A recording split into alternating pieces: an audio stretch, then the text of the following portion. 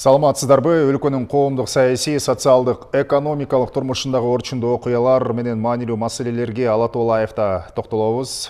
Кышындагы катаал аба ырайы энергетика жана коммуналдык кызматтардын ишин кыйындатаары айдан анык. 11 январдан бери Кыргызстанда катуу суук болуп, электр энергиясын керектөө кескин өстү. Көпчүлүк жарандар өчүрүүлөр боюнча байма-бай социалдык тармактарга жазып, арызданып, даттанып жатышса, Улуттук энергохолдингдин башкармалыгынын төрагасы Таалайбек Байгазиев жарыктын үзгүлтүккө учурашы электр энергиясын өчүрүү эмес, жөн гана жөнгө салуу чаралары деп билдирди. Биз так маалымат алып, өлкөнүн учурдагы энерго системасынын абалы тууралуу кеп кылабыз. Бул үчүн студияга Кыргызстан улуттук электр тармагы ачык акционердик коомунун өндүрүштүк техникалык бөлүмүнүн жетекчиси Кубанычбек Исмаиловду жана электр станциялары ачык акционердик коомунун өндүрүштүк техникалык бөлүмүнүн жетекчиси Азим Жумаевди чакырдык. Меймандар, саламатсыздарбы? Студияга кош келиңиздер. Эгерде биз маалыматка карап көрө турган болсок, электр энергиясынын керектөө рекорду буга чейин 2 жыл мурун 2021 жылдын 6 январында катталып, андан керектөө дээрлик ушул 73 миллион киловатт саатты түзгөн экен. Быйыл болуп көрбөгөндөй рекорд катталып атат 16 январда. Канчага жетти деги эле азыркы учурдагы керектөө канчага өсүп атат пайыз менен салыштырганда, келиңиздер. 16 январда кезектеги рекорд болду. Керектөөнүн бул 77 миллион 400 миң киловатт саатты түздү. Мындай энергосистеманын тарыхында болгон эмес. Айтып кетсек, бул жылы күнүгө эле рекорд болуп атат деп айтсак жаңылбайбыз. Мисалы үчүн 73 миллион киловатт сааттан баштап 77ге чыктык, 77ден аштык. Бул эмнени көрсөтөт? Бул ошо биздин жарандар, керектөөчүлөр электроэнергияны активдүү пайдаланып, колдонуп жатканын көрсөтөт. Баягы үйүн жылытканга, тамак аш даярдаганга, ошо бардыгынан жана үйдөгү тиричилик техника пайдалангандан келип чыгып жатат. Азим Тоюнбекович, буга чейин министрлер кабинети дагы ушул энергетиктерге электр жарыгын үзгүлтүксүз камсыздоону тапшырып, ал үчүн алдыдагы суукка толук даяр болгула деген тапшырма коюлганда, бирок бүгүнкү күндө мына азыр өчүрүүлөр дагы катталып аткандыгын жарандар билдирип жатышты. Сиз кандай маалымат бересиз, кандай бышыктайсыздар? Негизи эле энергетиктердин кышка даярдыгы кандай болду? Ооба, туура айтасыз, тапшырма берилген. Мындай суук, катуу суук болоорун бизге маалымдаган. Бирок биз күз-кыш мезгилине даярдык боюнча атайын буйруктар чыгарылат. Кабинет министрлеринен токтомдор чыгат. Ал жакта атайын иш-чаралар көрүнөт. Бул ремонттук компаниянын өз убагында бүтүрүшүн, кызматкерлерди даярдоо, жабдууларды эксплуатация кылган кызматкерлерди даярдоо, атайын алар менен противоаварийный тренировка деп коет. Ошондо учурлар болуп калса, кандай иш-чаралар көрүш керек, кандай иш-аракеттер жасаш керек туура, ошолордун баары өткөрүлөт. Андан сырткары бул отун ресурстарын жана токтогул суу сактагычтагы суу ресурстарын камсыздоо күз-кыш мезгилине. Ал бардык иш-чаралар аткарылган. Бирок биз генерация кылуучу компаниябыз, биздин өндүрүү, электроэнергиянын өндүрүүсү пландалат. Ар бир жылга, айга. Ошол пландалган көрсөткүчтөрдөн азыр биз өсүп кеттик да. Ошол себептерден биз андан тышкары дагы багы отун ресурстарын, суу ресурстарын көбүрөөк колдонуп жатабыз деп айтсам болот да. Пландан ашыкча коротуп атабыз. Негизи эле өсүү демекчи, жарандардын санынын өсүүсүнө дагы байланыштуу. Жаңылбасам, жыл сайын эгерде рекордтук көрсөткүчтөрдү ушул катуу суук мезгилиндеги азыркы рекордтук баягы маалыматтарды эске албасак, 5-6% чейин көтөрүлүп турабы? Ооба, негизи бул мындай резкий скачок болбош керек да. Акырындан мына калктын саны көбөйүп атат деп атпайсызбы? Ал мындай резкий болуп кетпейт да. Болжол менен мынча пайыз кошулат деген. Негизи бул орто эсеп менен бир 2% эле өсүш керек да. Жыл сайын. Ошондо кошулуп турабыз. Биз дагы ошого жараша өндүрүүнүн көлөмүн пландайбыз. Бирок андан пландан ашып кетип атабыз. Сиз айткандай 5%, 6% болуп кетип атат. Ошого карабастан биздин жарандарды электроэнергия жана жылуулук энергия менен камсыздоо үчүн бардык ресурстарды колдонуп жатабыз. Кубанычбек Байсейитович, өлкөнүн бүтүндөй энерго системасынын абалы ушул катуу суук күндөрдө биз жарандар канчалык электр энергиясын сарамжалдуу пайдаланып жатабыз? Мына ошондон көз каранды да. Бирок сиздер дагы мына биздин телеканал аркылуу дагы байма-бай роликтер кетип жатат, өзгөчө эрте мененки белгилүү бир убакыттарда, анан кечкисин белгиленген бир сааттарда электр энергиясын мүмкүн болсо сарамжалдуу пайдалансаңыздар деген.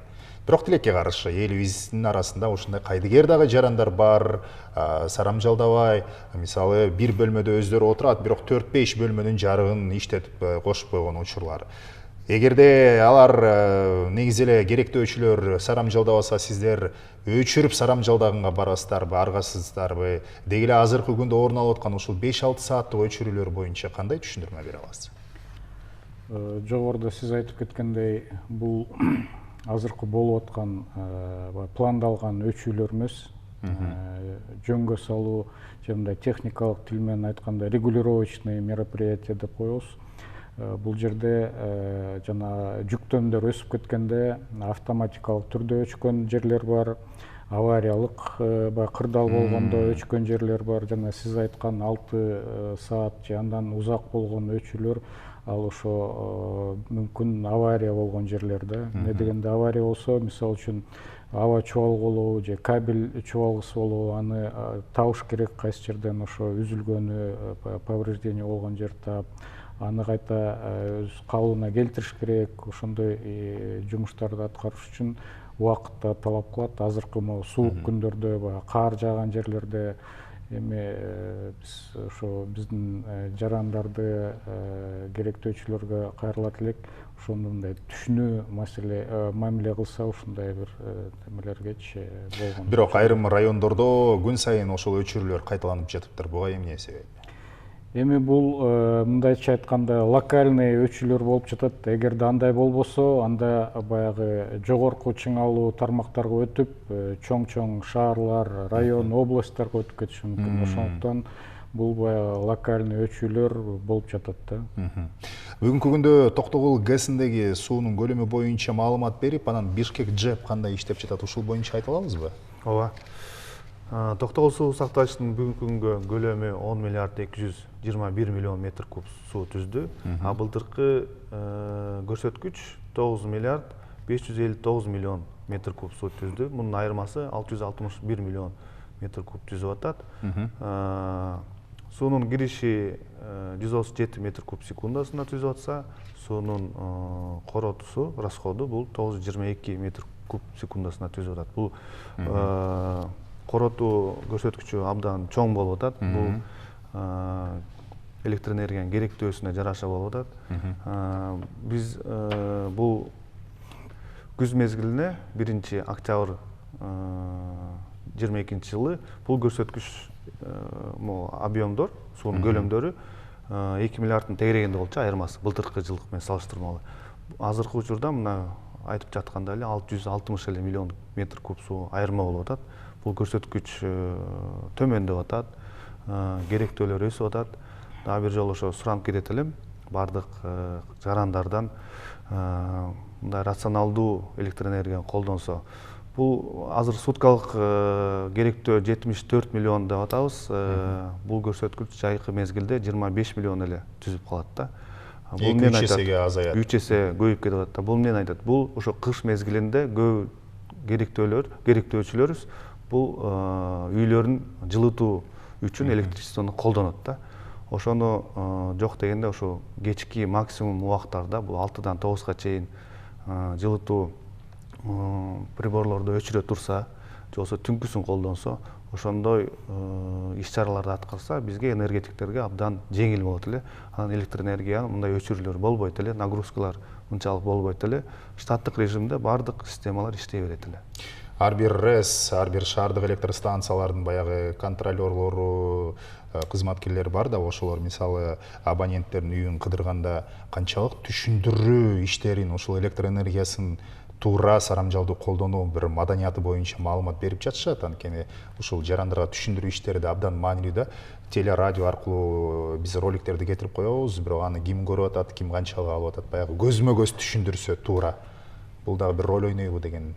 Биз өзүбүздүн контролер эмес бардык эле кызматкерлерге ушундай сураныч же тапшырма аркылуу ушундай кайрылабыз. Баягы жарандарды, керектөөчүлөрдү кыдырганда ушундай түшүндүрүү иштерди жүргүзүү жана неменин аркасына, квитанциянын аркасына да жазылып чыгат ошондой үнөмдөө боюнча. Анан социалдык тармактардан кайрылабыз. Өзүңөр айткандай телевидение аркылуу да роликтерди, интернет аркылуу роликтерди да жүргүзөбүз. Эми бул ар бир жарандын баягы электроэнергия пайдалануу маданияты деп койсок болот да. Эми ушу ар бир үй бүлөдө бала чакасы менен ушундай туура мамиле кылса эле баардыгы түшүнүп, мындай керектөө дагы кичине ылдый түшөт эле деген биз ойдобуз да.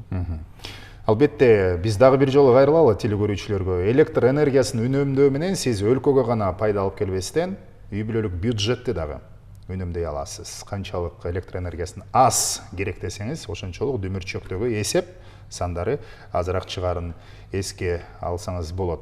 Кыргызстандын борборунда Бишкекте максималдуу баягы жүктөм сааттарында электр энергиясын керектөө кескин көбөйүп атат деп атпайбызбы? Өзгөчө ушул кечки, анан эртең менен маалда. Ошондуктан баягы авариялык автоматика иштеп баштаптыр да. Ушул боюнча маалымат берсеңиздер кененирээк. Бул эмне авариялык автоматика деген? Эми бул керектөөлөр Бишкекте эле эмес, бүт республика боюнча болуп атат. Жана жогоруда коллегам айтып кеткендей, эртең менен саат 7-ден 9-га чейин, кечинде саат 5-ден 9-га чейин максимум деп коебуз, керектөөнүн максимуму. Ошол кездерде баягы пайдалануу керектөө өсөт. Ушул убакыттарда биз баарын эле азыраак пайдаланууга чакырып жатабыз. Бирок эми цифралар өзүлөрү эле көрсөтүп атат, рекорддор азайбай эле көбөйүп баратат да. Ошондуктан жабдууларды сактап калыш үчүн ушундай автоматика иштеп өчүрүп жатат. Эми анын максаты эмне? Эгерде азыр локалдуу өчүүлөр болуп жатса, эгерде автоматика иштебесе, анда чоң баягы райондорду, шаар, областтарды өчүп калып, блэкаут деп коет эмеспи, ошондойго келип калышы мүмкүн да.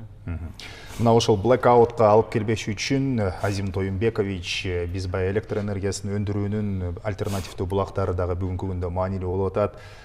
Президенттин да көзөмөлүндө анткени Кыргызстан электр энергиясын импорттоочу эмес, экспорттоочу өлкөгө айланалы деген бир алгылыктуу, арыштуу кадамдар алдыбызда турбайбы?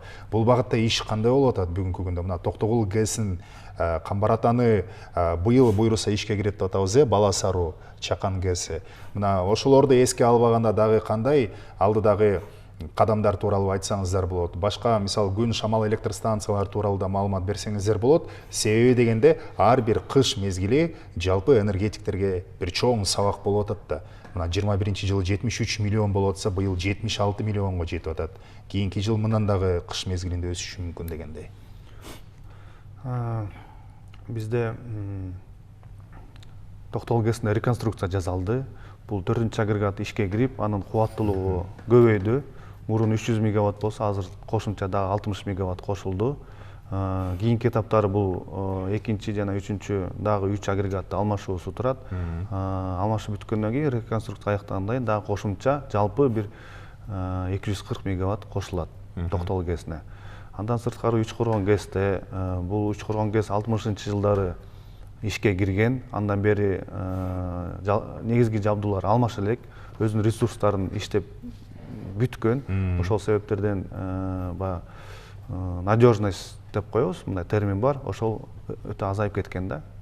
Ошол себептерден ал жакта да реконструкция иштери башталып атат. Быйыл мына проектирование аяктаса, ал жакта дагы агрегаттардын замена алмаштыруусу башталат.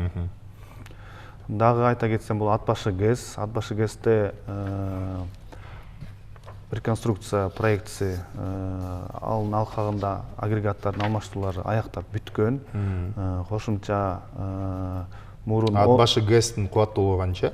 Кубаттуулугу мурун 40 мегаватт түзсө, азыр 45,6 мегаватт түздү.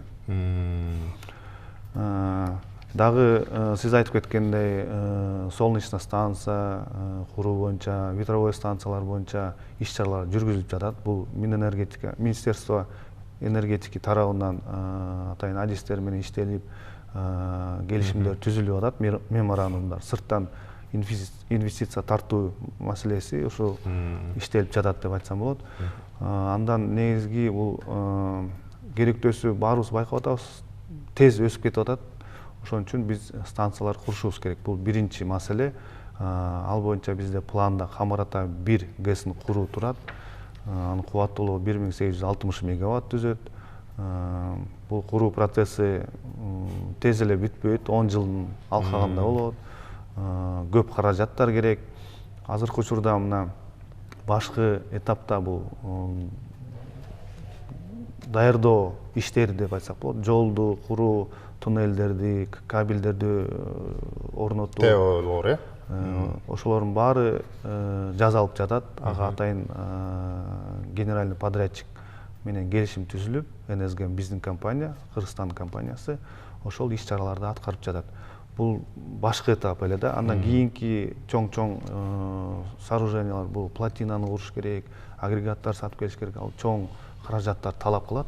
Ошого биз дагы иш-чараларды алып барышыбыз керек, инвестиция тартуу боюнча. Түшүнүктүү. Кубанычбек Байсейитович, негизи эле ыкчам топтор бүгүнкү күндө кандай иштеп жатат? Баягы авариялык өчүрүүлөр орун алганда ушул боюнча да маалымат берсеңиз. Бизде компания боюнча өзүбүздүн бул жердеги борбордук аппаратта жана бардык филиалдарда, РЭСтерде бүт жеринде ушундай ыкчам бригадалар түзүлгөн. РЭС баягы төмөнкү чыңалуудагы тармактар эле эмес, жогорку чыңалуудагы тармактардагы тейлеген кызматтардын кызматкерлери бардыгы мындай күчөтүлгөн режимде иштеп жатабыз. Бардыгы мындай нөөмөткө чыгып, круглосуточно дегендей күнү түнү иштеп жатат. Ар кандай авариялык мындай кырдаалдар болгондо ошону кыска мөөнөттө түзөп, оңдоп, ордуна келтирүүгө баягы колдон келген аракетти жасап жатышат. Кол борборлор иштеп жатат да бүгүнкү күндө. Кол борбор иштеп жатат.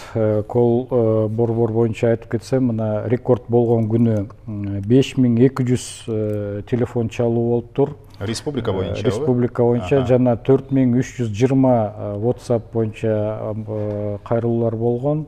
Ошондуктан аябай көп. Бул кайрылуу билдирүүнүн баардыгына жооп берип жетиштиңиздерби? Жооп бергенге, баардыгына жооп бергенге аракет кылып атат. Ошо колл-центрдин кызматкерлеринин саны да көбөйтүлдү.